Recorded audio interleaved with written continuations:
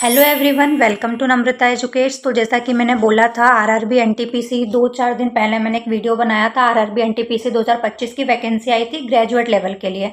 जिन बच्चों का graduation complete हो चुका है उन बच्चों के लिए वैकेंसी थी। और मैंने बोला था जल्दी ही अंडर ग्रेजुएट के लिए भी वैकेंसी आने वाली है, तो वो वैकेंसी आ गई है। ये वीडियो उसी के लिए है।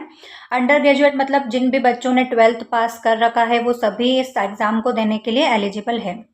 तो अगर आपको पूरा नोटिफिकेशन पढ़ना है तो वो मैंने अपने टेलीग्राम चैनल पर अपलोड कर दिया है, तो वहाँ जाकर पढ़ सकते हो। टेलीग्राम चैनल का लिंक आपको डिस्क्रिप्शन में मिल जाएगा। बाकी इस वीडियो में जो भी इम्पॉर्टेंट है वो सब मैं आपको बता दूंगी, तो इस वीडियो को एंड तक ज़रूर देखना, तो आपको सब कुछ पता चल जाएगा वैकेंसी के बारे में।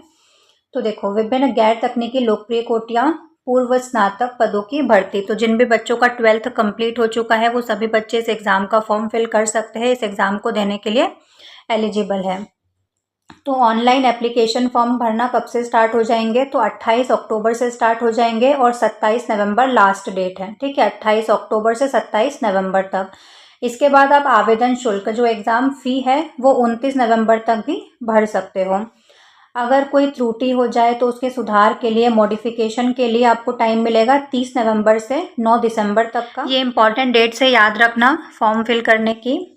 पद पोस्ट वगैरह बता देती हूँ। तो वाणिज्यिक सह टिकट लिपिक का है, लेखा लिपिक सहट अंकक, कनिष्ठ लिपिक सहट अंकक और ट्रेन लिपिक की। ठीक है।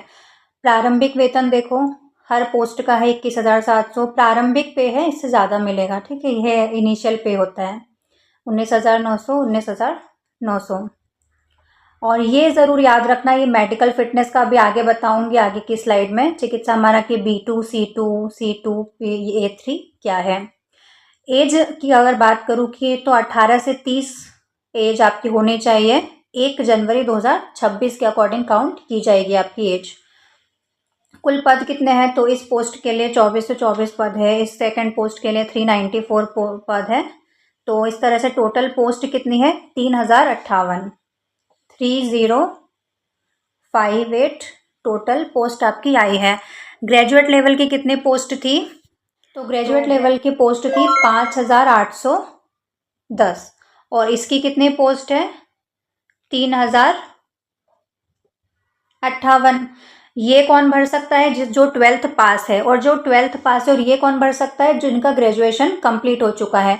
तो अब जिनका ग्रेजुएशन कंप्लीट हो चुका है उनका 12th तो हुआ ही होगा, मतलब वो ये वाला फॉर्म भी फिल कर सकते हैं। तो उनके पास डबल अपॉर्चुनिटी है कि जिनका ग्रेजुएशन कंप्लीट हो गया है उनके पास अगर इन दोनों को प्लस करोगे तो कितना आएगा? 8,868। तो जिनका ग्रेजुएशन कंप्लीट हो चुका है उनके लिए टोटल वैकेंसीज कितनी हो गई? 8,868, क्योंकि एक अपॉर्चुनिटी है। और ये वाला जो अंडर ग्रेजुएट की वैकेंसी है इसमें ज़्यादा फॉर्म फिल होते हैं। पिछली बार भी 60 लाख से ज़्यादा फॉर्म फिल हुए थे। सोच लो 60 लाख। और पोस्ट कितने आई है? 3058। क्योंकि 12th जनरली सभी का पास होता है, काफ़ी लोग फॉर्म फिल कर सकते हैं इसका।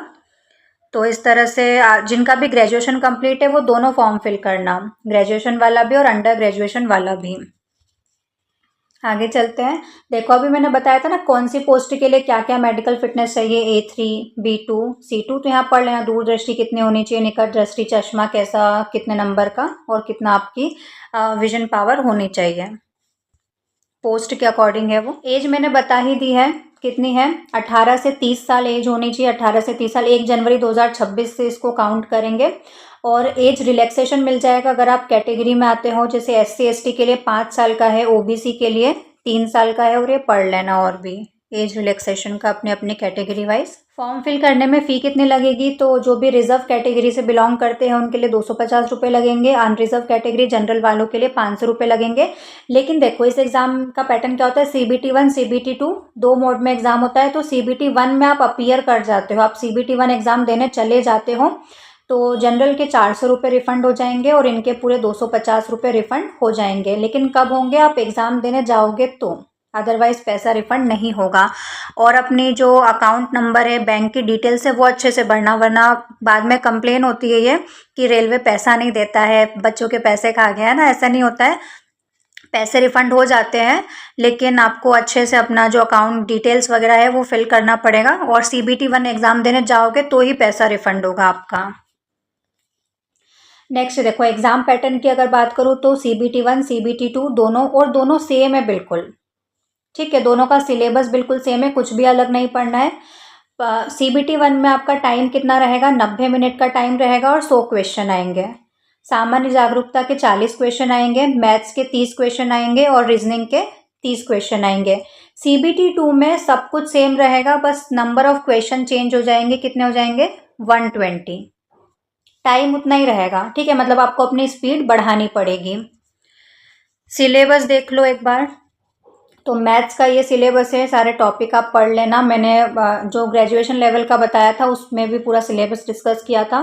सामान्य बुद्धि, तर्क शक्ति मतलब रीजनिंग वगैरह है, और सामान्य जागरूकता में history, geography, polity, current affairs वगैरह ये सारी चीज़ें आती है जनरल अवेयरनेस की। यहाँ पर जैसे मैं बता रही थी कि ग्रेजुएट वालों को फ़ायदा रहेगा कि वो ये वाला फॉर्म भी फिल कर सकते हैं, उनके पास ज़्यादा वैकेंसी है।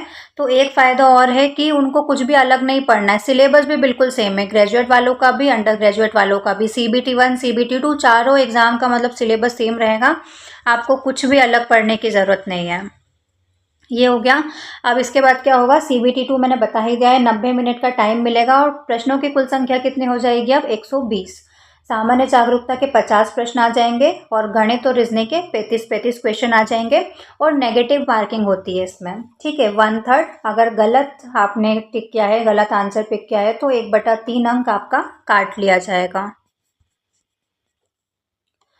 ठीक है, यहाँ पर देखो पद का नाम, ये चारों पोस्ट जो मैंने बताई थी। अब आपने CBT 1, CBT 2 क्लियर कर लिया। उसके बाद ये जो लेखा लिपिक सहट अंकक और कनिष्ठ लिपिक सहट अंकक है, इसके लिए क्या होगा, आपका टाइपिंग टेस्ट होगा। फर्स्ट और ये 4th वाली पोस्ट के लिए टाइपिंग टेस्ट नहीं होगा, लेकिन जो 2nd और 3rd पोस्ट है इसके लिए आपका टाइपिंग टेस्ट होगा। टाइपिंग टेस्ट में वही सेम है कि आपको इंग्लिश में अगर लिखोगे तो 30 शब्द प्रति मिनट होना चाहिए और हिंदी के 25 शब्द प्रति मिनट आपको लिखने, मतलब आपकी स्पीड इतनी होनी चाहिए। अब ज़्यादातर बच्चों का क्वेश्चन यही रहता है कि एग्ज़ाम डेट क्या है, तो एग्ज़ाम डेट नोटिफिकेशन में तो नहीं आई है, लेकिन आपको कम से कम 4 महीने तो मिलेंगे, मतलब मार्च या अप्रैल में आपकी एग्ज़ाम हो सकती है। उससे पहले तो मुश्किल है कि एग्ज़ाम हो, मार्च अप्रैल तक आपके एग्ज़ाम जाएंगे, तो आपको तैयारी के लिए कम से कम 4 महीने तो मिलेंगे। तो जो भी इम्पोर्टेंट था वो मैंने बता ही दिया है। अब अपने तैयारी करो अच्छे से जाके, और जो ग्रेजुएट लेवल का नोटिफिकेशन के बारे में जानना है तो स्क्रीन पर जो वीडियो शो हो रहा है उस पर जाकर क्लिक कर सकते हो।